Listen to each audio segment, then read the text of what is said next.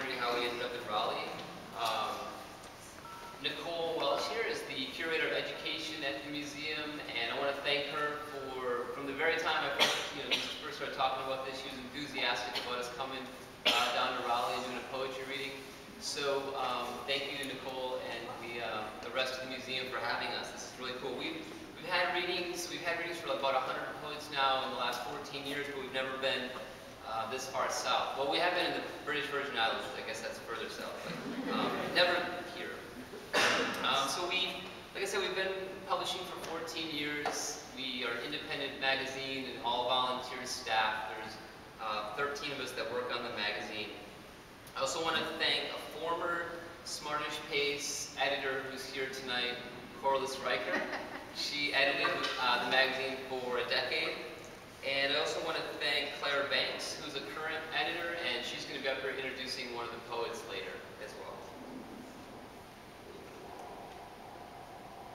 I also want to thank, of course, well, this is a great crowd. Thanks to everyone for coming out tonight. Looks like we exceeded the expectations of chairs, but thanks for standing in the back as well. And thanks to the poets for coming out. All three of the poets have new poems in the current issue of the magazine, and I know at least one of them had Deborah drove a considerable distance to come here, and thank you for that. So 3 poets will read tonight: Deborah H. Doolittle, Jason Miller, and Aaron Bells. And without further ado, I will introduce Deborah. Oh, and I should also mention one last thing. So the reading will end a little after 8, but please stick around. The poets will be here with their books. If you're interested in one of their books, you could buy it. I'm sure they'd be happy to sign it. And also check out the rest of the museum, which closes at 9 o'clock tonight. So Deborah H. Doolittle teaches at Coastal Carolina Community College. Her chapbooks, No Crazy Notions and That Echo, won 2 prizes, the Mary Bell Chap Bell Poetry Book Award and the Longleaf Press Award. And at Smartish Pace, we have 2 annual poetry prizes. And this past year, one of Deborah's poems was a finalist for the Beulah Rose Poetry Prize. And that poem, Whitewash, was published in the new issue of Smartish Pace. Deborah H. Doolittle.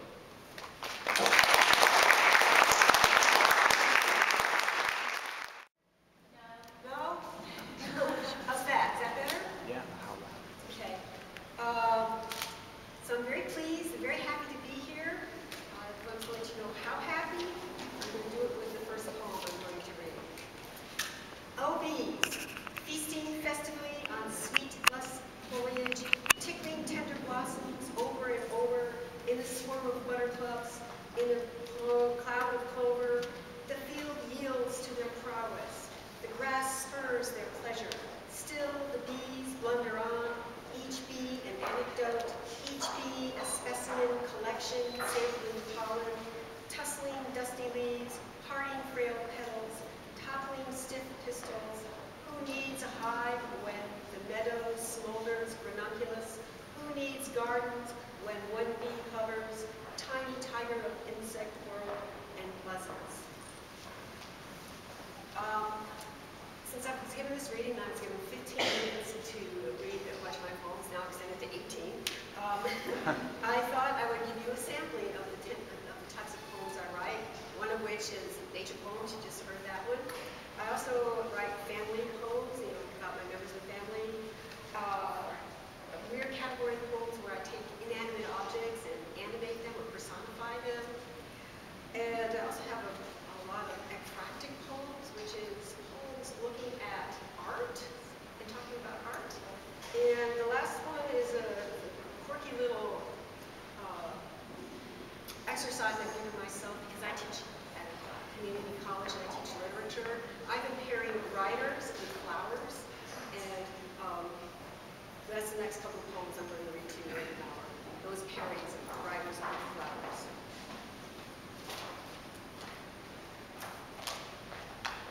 Elizabeth Barrett Browning's sonnet from the Portulaca. How dew can love me, then leave me, leaves me gasping. How rain can retrace the contours of my face again and again before vanishing simply astonishes me. And the sun, don't get me started. It runs a constant course beyond my reckoning, reaching over the sky and then hiding behind so many clouds, mountains. Girls play with me and pluck my petals out.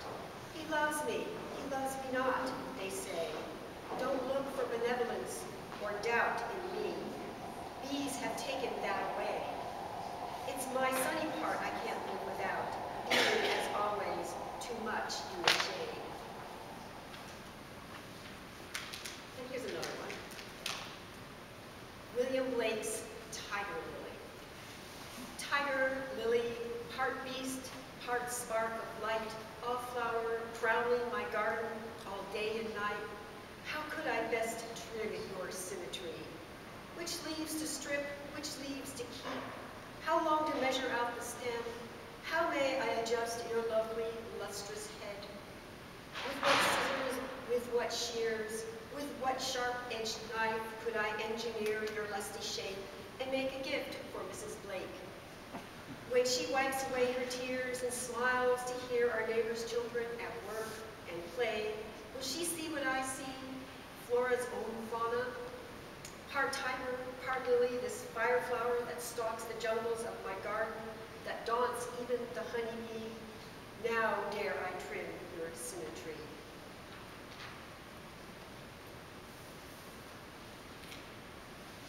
This first chapbook that I put together, No Crazy Notions, had a general theme of quilting poems, as I guess the theme that held it together. Added on some other domestic arts and so forth. So two of the poems I'm going to read, I guess, have to deal with the domestic arts. And the first one is actually a quilting poem. All the poems that are in here that refer to quilts have the word bed in them. And the one I'm going to read is called Bedlam. And it takes the idea of those old Victorian crazy quilts and one step a little further. Bedlam. Because they say it makes no sense to match silk with denim, velvet with linen, satin with corduroy, I double stitch each seam, reinforce the fragile hems, bind everything together. I imagine my daughters sprawling across their beds. They inspect the profusion of weaves, the cacophony of textures that leave assorted impressions on the soft, firm flesh of their cheeks, arms, legs. And how their children will puzzle over the handed-down effect of old-fashioned fabrics. They'll run their fingers over warp and weave and read like Braille the secret messages threaded there. My life story in hieroglyph. Just let me say, there are no crazy notions between spools and bobbins. When I pair one chintz square to cheesecloth, one burlap patch to lace, that's my way of reaching out, and I make it so. The second poem is not a quilting poem, it's maybe a bed poem. It's a dream poem. And it's a tribute to Amelia Earhart and Emily Dickinson. You might hear an echo of an Emily Dickinson poem in this one as I read it. In a dream, I heard Amelia speak. I was flying when I died, and the stillness in the plane was like the silence of the day as it slides into the blacker part of night. The ocean yawns, I looked on. The stars were mirrored there. No other shape or light except for the Electra silhouetted in the air. The wind was howling all around. The stars would not hold to their ground. The engine sputtered once, then coughed. That was its final sound. Adrift, we flew between two darker shades of blue, as if we knew our destination lay beyond ourselves and oblivion.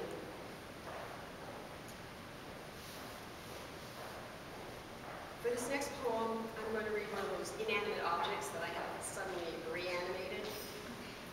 And it's appropriate for quilting because it's one of those tools that's used before quilting, a pair of scissors.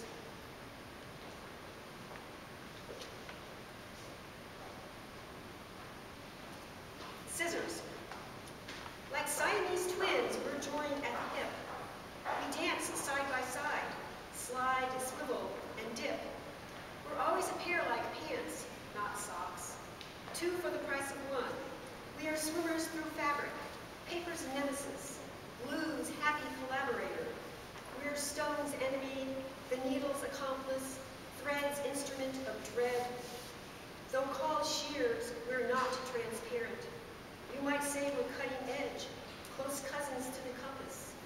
more distant kin to the clothespin.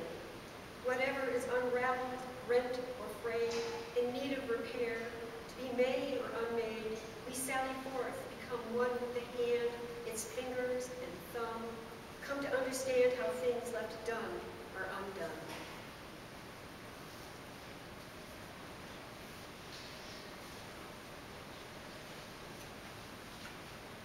In my next chapbook, which is called That Echo, they're all about love poems. Family, not just romantic love, but the love between parents and children and other family members.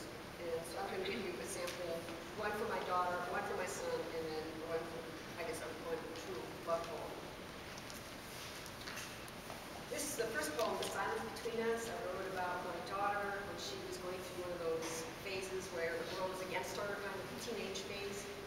Was sullen and not talking to anybody. The silence between us.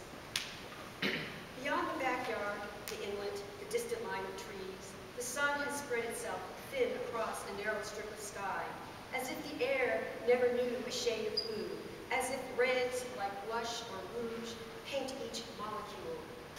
I call my daughter to come, look at it. From an upstairs window, we press our palms to the cool pane and view the flushed hues spread across the glass. She sighs as only 14-year-olds can do, but says nothing. There are no words. Instead, I hear each breath she breathes, take comfort in the common object of our touch. For us, the sky has opened up. For once, we share the silence between us before dark clouds like night clamp down.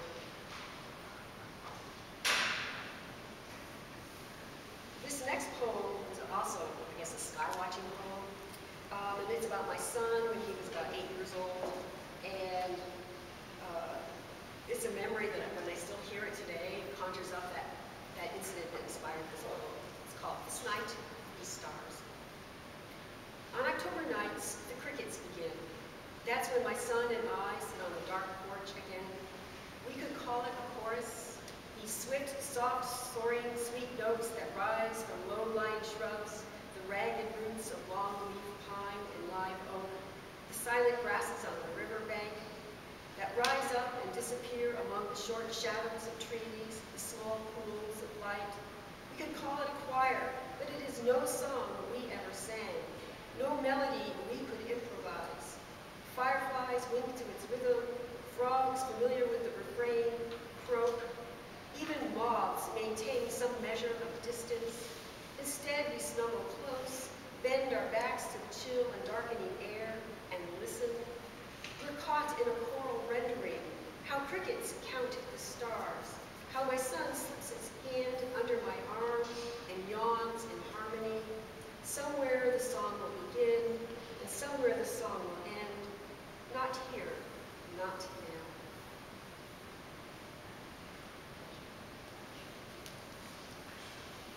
And this poem, I Want to Be Part of Your Landscape. The title is meant to be read into the first line of the poem, so that's why I gave it to you at the time. And it is probably one of the very few love poems that I've actually written. I want to be part of your landscape, even if I lose myself. I want to be part of that view I've come to recognize as you.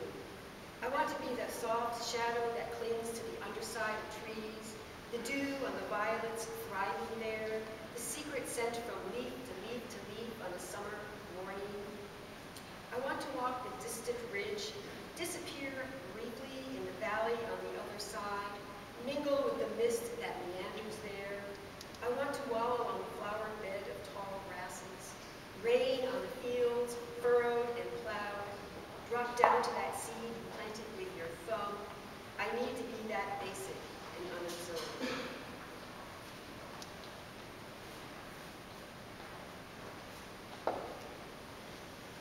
So far, I've given you family poems, one nature poem, an inanimate object poem, and now I'm going to, and a Writers with Flowers poems. Now I'm going to give you some more nature poems. One of my preoccupations is bird watching, and I go out maybe a couple times every week and to look at birds. And so this is a poem about one of those particular little bird watching walks I did with my husband. It's called a birder's trick. But for its reflection, we would have missed it. A heron, its shape riding upside down on the surface of the water, backlit by the dying light of day.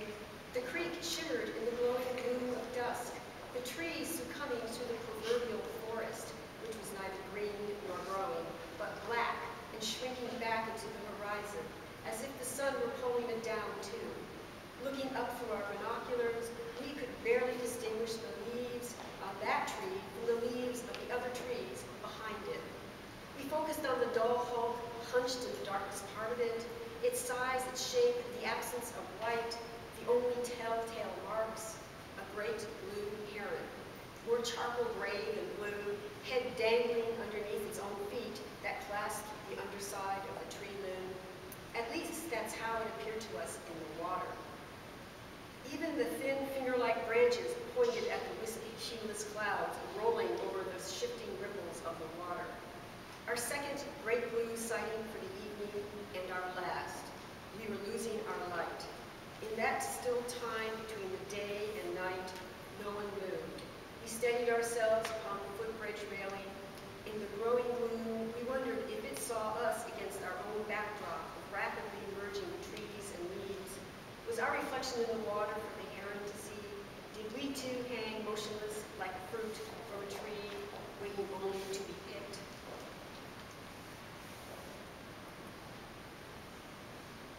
I volunteer one day a week as a wildlife rehabilitator at Possible Acres Wildlife Sanctuary in Hubert, North Carolina. And as such, I just take care of the evening animal care, feeding the animals that are waking up, like the possums and the owls, and buttoning up the ones that are supposed to be going to sleep, like the pigeons and the ducks. And so I've had some ample opportunity to, I guess, watch, observe some of the residents that are living there full-time or even just part-time. And so this poem is based on that observation. Wood ducks look like they've been carved from blocks of wood, balsa wood to be exact, floating high and lightly upon the water like ancient sailing vessels in the Mediterranean. Their features are chiseled, cut precisely between blocks of black and swaths of white. Their backs whittled and modeled into the perfect texture of feathers. Their crests, large and generous, sweep down the backs of their heads and necks in one grand arc of concentrated green. So shy, they fly away on weeping wings whenever I approach, and reveal a white belly whiter than bleached linen, and beneath each wing a golden patch of yellow. Sometimes they just circle right around to the middle of the pond, which is low, I think, which is how I think of them, the real decoys with which all other pretenders must ultimately contend.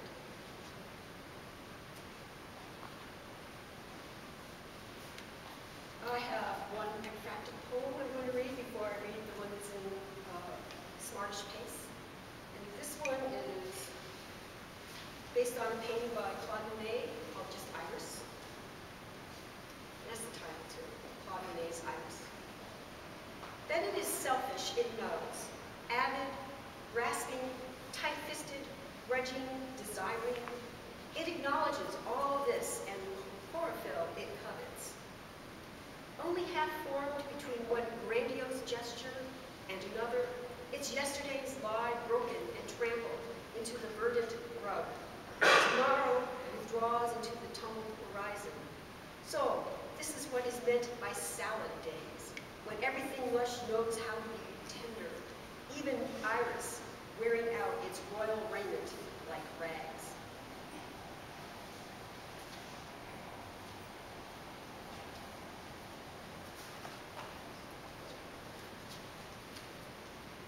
The poem that got published in Smartish Pace is also an eclectic poem, and it's based on Edward V.R.'s Interior of a Bedroom.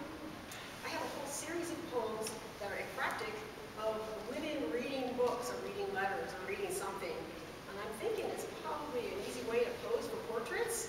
That's why there's so many paintings of women reading. I'm thinking, I don't know, but I have like 60 poems of women reading. So this is one of them, Whitewash. Her constant scouring has turned the floorboards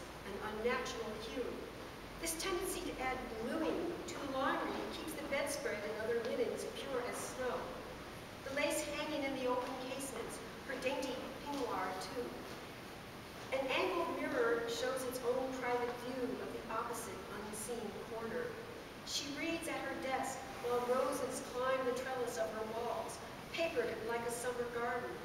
Easy to sit, so still, when the leaves on the trees stiffen in silence, when sunlight can make pale shadows of asphalt.